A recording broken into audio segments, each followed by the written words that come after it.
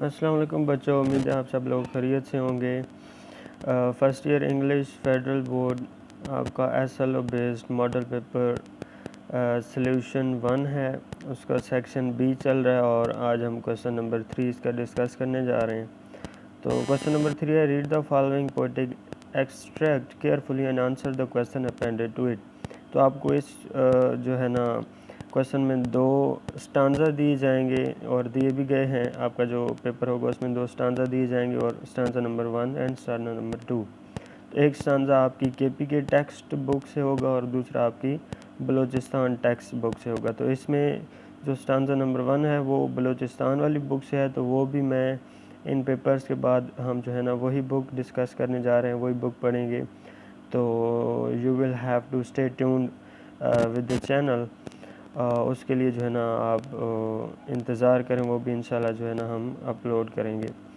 तो चूँकि हमने स्टांजा नंबर 2 पढ़ना है और वो हमारी टेक्स्ट बुक जो है KP के उसमें है, वो हमने पढ़ा हुआ है। और तो ये स्टांजा नंबर 2 है आपके द गुड टिम्बर वाली पोएम से। तो इसके क्वेश्चन की तरफ चलते हैं। तो पहला क्वेश्चन कहता है कि what is the main theme of the given lines. तो मेन थीम है कि the poet points out that a tree which has rain sun and air in abundance for being alone in a plain does not become a towering tree. तो क्या है, एक ऐसा दरख्त जिसके पास जो है ना बारिश, पानी, उसके बाद सूरज की रोशनी और आबो और हवा जो है वो अबंडेंस में हो, कसरत में हो, प्लेंटी ऑफ, इन प्रोफ्यूजन में। तो क्या है, वो कभी भी जो है एक टावरिंग कद आवर जो है ना दरख्त नहीं बन सकता। ठीक है, आप जो है ना प्रैग्मेटिकली या सिमेंटिकली इसका मतलब जो है ना ये गलत है कि यानी एक दरख्त को इतनी सारी जो है ना आसाइशें, सारी ज़रूरियात मिल रही हैं और वो एक जो है ना कदावर दरख्त नहीं बन सकता। बिल्कुल बन सकता है, लेकिन चूँकि ये जो पोएम है ये एक एक्सटेंडेड मेटाफर है, तो उसमें जो है शायर जो मतलब है वो इशारतन हमें बात समझाने के लिए बात कर रहा है कि अगर एक ऐसा दरख्त जिसके पास पानी, हवा, सूरज, रोशनी, सारी चीज़ें कसरत से हैं, तो वो कभी भी जो है ना एक कदावर दरख्त नहीं बन सकता। उसका मतलब आगे बता रहे हैं कि the poet implies that the people who do not have the same hardships in life remain ordinary and can not become great. कि वो लोग जिनकी ज़िंदगी में परेशानियां नहीं होती, जो परेशानियां फेस नहीं करते, तो वो आम सादा किस्म के लोग रह जाते हैं और वो कभी भी अजीम आदमी, बड़े लोग नहीं बन पाते। क्वेश्चन नंबर 2 है, which type of tree according to the poem can never become a forest king. तो अब ये सवाल भी उससे ओवरलैप कर रहा है थोड़ा बहुत। तो कहते हैं आंसर में, according to the poet, a tree that grows in an open field where blessings shower on it. जहाँ पे जो ब्लेसिंग्स हैं, रहमतें हैं, उस पर जो है ना निछावर होती हैं। एक ऐसा दरख्त जिस पर रहमतें निछावर होती हैं बिना किसी रोक टोक के। And it has no competitor or to fight for its share of the sun, air and water, never becomes a forest king। कैसा दरख्त जो कि एक मैदान में अकेला खड़ा है, जिसे पानी के लिए, रोशनी के लिए और हवा के लिए दूसरे दरख्तों से यानी दूसरे कंपेटिटर से नहीं लड़ना पड़ता, बल्कि हर चीज़ उसे जो है ना कसीर मकदार में मिल रही है। तो वो कभी भी एक जंगल का बादशाह नहीं बन सकता। जंगल के दरख्तों का बादशाह कभी भी नहीं बन सकता। ज़ाहिर है, एक तो वो खड़ा अकेला है, दूसरा जो है ना वो फाइट नहीं करेगा, तो बिना फाइट के कोई बंदा भी जो है किंग और बड़ा आदमी नहीं बन सकता। इसी तरह दरख्त भी जो है ना जंगल का बादशाह नहीं बन सकता बग़ैर लड़े जो है ना पानी के लिए, हवा के लिए और रोशनी के लिए। It remains an ordinary thing. तो वो एक आम सा दरख्त ही रहता है। क्वेश्चन नंबर 3 है, right down the rhyming scheme of the stanza. तो the rhyming scheme of the stanza is A B and C। वो इसलिए क्योंकि देखें आप पोएम में, तो पहली 2 लाइंस के आखिरी जो वर्ड्स हैं हम आवाज़, वो फाइट लाइट है, ठीक है, ये आपस में हम आवाज़ हैं। दूसरी 2 लाइन में प्लेन और रेन है, तीसरी में देखें तो किंग एंड थिंग है। इसी तरह अगर यहाँ पे फॉर एग्जांपल इल और किल होता तो हम जो है साथ डी भी लिख लेते। तो हम आवाज़ अल्फाज को जो है ना राइमिंग स्कीम कहते हैं इंग्लिश की जो है पोइट्री में।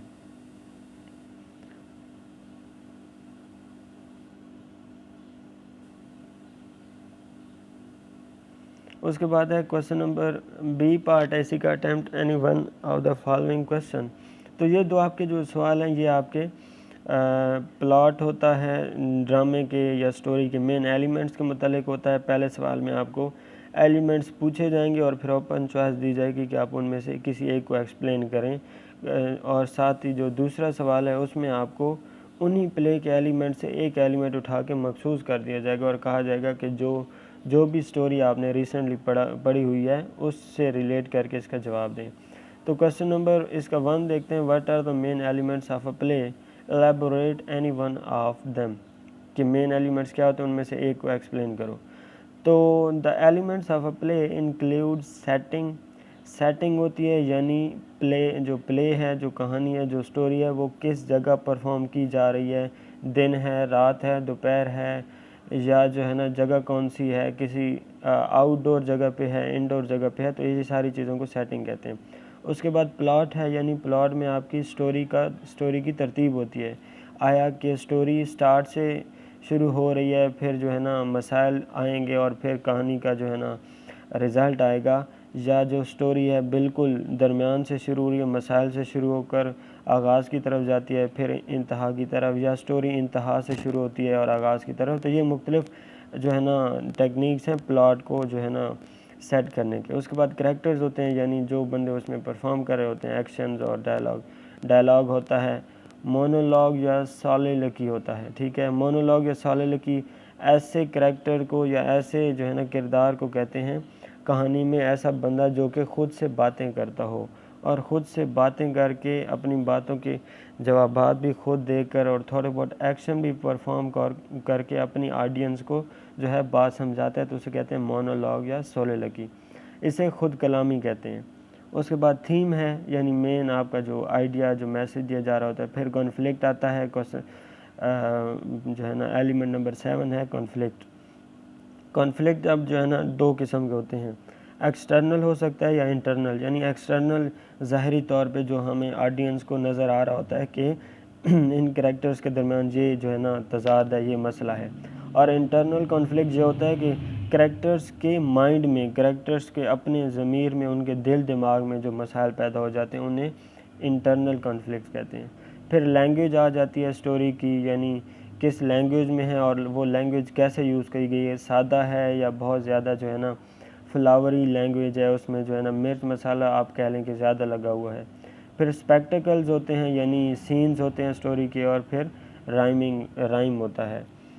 तो आगे चलते हैं, plot is a very important. अब देखें प्लॉट को एक्सप्लेन करेगा और उसके बाद एक जो है ना चीज़ को वो चुनेगा। Plot is a very important element of a play, it consist of the main events of the story on which play is based.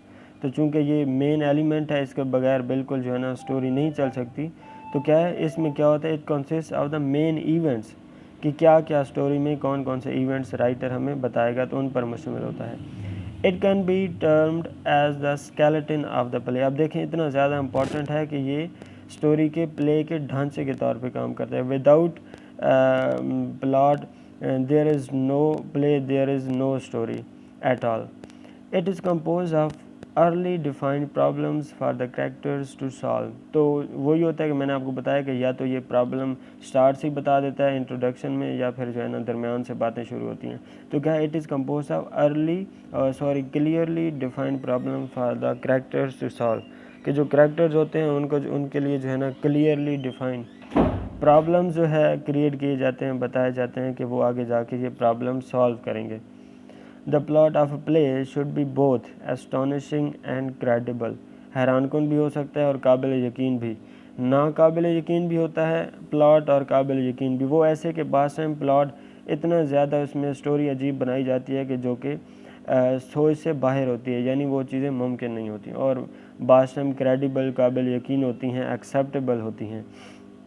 A typical plot consist of the following phases. अब plot को भी जो है ना आगे थोड़ा सा explain वो कर रहा है कि इसमें ये फेजेस होते हैं। पहला फेज़ है exposition, which is introduction to main characters, setting and beginning of the conflict. तो एक्सपोजिशन में क्या होता है, इंट्रोडक्शन होता है, हमारे मेन कैरेक्टर्स का तारुफ कराया जाता है आहिस्ता आहिस्ता करके, उनका नाम, पता, फ़लाँ फ़लाँ उनका काम, उसके बाद सेटिंग होती है कि कहाँ पे ये ड्रामा या ये स्टोरी बनाई जा रही है, यानी घर के अंदर है, घर के बाहर है, कौन सी जगह है, कौन सा मुल्क है, साथ ही साथ दिन है, रात है, ये सारी चीज़ें। फिर बिगनिंग ऑफ द कॉन्फ्लिक्ट और एक्सपोजिशन में साथ ही साथ मसाइल भी शुरू हो जाते हैं, यानी कॉन्फ्लिक्ट जो तजाद होता है कैरेक्टर्स के दरमियान, चाहे वो एक्सटर्नल हो या इंटरनल हो, उनकी स्टार्टिंग जो है ना एक्सपोजिशन में होती है। उसके बाद आता है राइजिंग एक्शन। राइजिंग एक्शन में क्या होता है, व्हेन कॉन्फ्लिक्ट जो हमारा मसला होता है ग्रेजुअली इंटेंसिफाइज, आहिस्ता आहिस्ता बढ़ता है, इंक्रीज़ होता है, इंटेंसिफाइज होता है, और किसकी तरफ जाता है, क्लाइमैक्स की तरफ। क्लाइमैक्स कहते हैं पीक पॉइंट, चोटी का जो है ना पॉइंट होता है स्टोरी का किसी भी, जैसे हम मूवीज़ जो देखते हैं उनमें इंटरवल दिखाया जाता है, तो वो इंटरवल क्लाइमैक्स ही होता है, उसके बाद स्टोरी अपने इख्तिताम की तरफ जाती है। तो क्लाइमैक्स क्या होता है, climax is the peak of tension. क्या है वो, क्या होती है, टेंशन की जो है ना, कॉन्फ्लिक्ट की, टेंशन की, परेशानी की या जहनी दबाव की क्या है, बुलंद तरीन चोटी का नाम क्लाइमैक्स है किसी भी स्टोरी में, किसी भी प्लॉट में। उसके बाद आता है एंटी क्लाइमैक्स या फॉलिंग एक्शन। ये दोनों एक जैसे ही होते हैं, यानी ये क्लाइमैक्स के अगेंस्ट होते हैं। इसमें क्या होता है, when situation reverses and moves towards a final resolution, कि जो सिचुएशन होती है, जो टेंशन होती है, जो मसाइल होते हैं, वो बिल्कुल उलट हो जाते हैं और फाइनल रेजोल्यूशन अपने हतमी रिजल्ट्स की तरफ जाती है। A good plot is vital to a good play. हमेशा अच्छे प्लॉट के लिए, गुड प्ले के लिए, अच्छे ड्रामे के लिए, अच्छी स्टोरी के लिए एक अच्छे प्लॉट का होना बहुत ज़्यादा ज़रूरी है। It is significant, it is crucial. अब देखें क्वेश्चन नंबर 2 ऐसी का, critically analyse the conflict in any play you have recently red, explain how it resolves. अब इसमें देखें तो वो आपको उसने एक चुन के दे दिया है प्लॉट का एलिमेंट, और वो क्या है, कॉन्फ्लिक्ट। वो कहता है कि क्रिटिकली जो है ना बहुत डीपली से कॉन्फ्लिक्ट को क्या करें, एनालाइज करें, और जो भी रिसेंट या आपने कोई ड्रामा, कोई स्टोरी पढ़ रखी है तो उसके साथ रिलेट करके इसे एक्सप्लेन करें। तो आंसर देखते हैं, द प्ले प्रोग्रेस। तो चूंकि हमने केपीके में प्रोग्रेस ही पढ़ा है केपीके टेक्स्ट बुक में, तो हम वहाँ से एग्जांपल पढ़ रहे हैं। The play progress exemplifies both external and internal conflicts. तो मैंने आपको पहले ही बताया है कि एक्सटर्नल और इंटरनल कॉन्फ्लिक्ट्स पर जो है ना मुश्तमिल है, एग्जाम्पल है उसकी जो हमारा प्रोग्रेस प्ले है। वो कैसे, द एक्सटर्नल कॉन्फ्लिक्ट, अब जो बैरूनी मसला है, is between professor Corey and agent of destruction. चूँकि वो जो है ना साइंटिस्ट है और ख़ास तौर पे एमुनिशन साइंटिस्ट है, जो है ना गोली बारूद इन चीज़ों के जो है ना एक्सपेरिमेंट करता है, तो ज़ाहिर है it symbolises the destruction, it symbolises the war and जो है ना किलिंग वगैरह, ये खून को, ब्लड शेड को जो है ना ये सिम्बलाइज कर रहा है। And Mrs Meldon and ambassador, सफ़ीर हैं, जो है ना सिम्बलाइज़र हैं या कहें रिप्रेजेंटेटर हैं ऑफ पीस, अमन की। तो एक्सटर्नल कॉन्फ्लिक्ट हमारे पास पहले ही आ जाता है कि प्रोफेसर कौरे और मिसेस मेल्डन दोनों एक दूसरे के अगेंस्ट हैं, एक जो है ना वार का हामी है, दूसरा अमन का। तो professor Corey is excited that he has invented the formula for an extremely deadly bomb which would wipe millions as if they were never existed। तो क्या है कि मिस्टर जो कौर है वो एक ऐसा फार्मूला बनाता है जो कि ऐसे बॉम्ब का जो कि मिलियंस की, लाखों की तादाद में क्या कर करोड़ों की तादाद में क्या कर सकता है सॉरी लाखों की तादाद में वाइप आउट कर सकता है लोगों को, ऐसे कि जैसे वो कभी थे ही नहीं।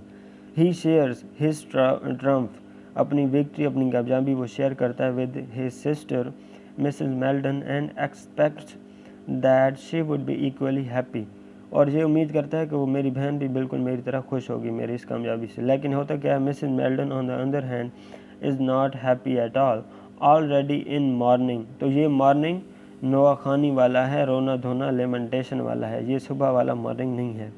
तो she is already in lamentation mourning for her husband and son the war victims. She tries to convince Professor Corey that he should destroy his formula as it will destroy life। अब क्या है, वो पहले भी अपने घर वाले और अपने बेटे के काम में है, क्योंकि वो वार में शहीद हो चुके हैं, जंग की नज़र हो चुके हैं, तो वो कोशिश करती है कि प्रोफेसर कौरे को कन्विंस करे कि वो इस फार्मूले को डिस्ट्रॉय कर दे, क्योंकि ये ज़िंदगियाँ तबाह करने जा रहे हैं। But he rejects her appeal disdainfully, लेकिन जो डॉक्टर कौरे होता है वो मिसेस मेल्डन की जो है अपील होती है, रिक्वेस्ट होती है, वो रिजेक्ट कर देता है कंटेम्पचुअसली, हकारत से, डिसडेनफुली, बिल्कुल नफ़रत के साथ। अब क्या होता है, वो हो गया आपका एक्सटर्नल इशू। अब Mrs Meldon undergoes an internal conflict. अब मिसेस मेल्डन के अपने दिल दिमाग में एक कॉन्फ्लिक्ट आ जाता है और वो कहलाता है internal conflict. She has to choose between her brother and humanity.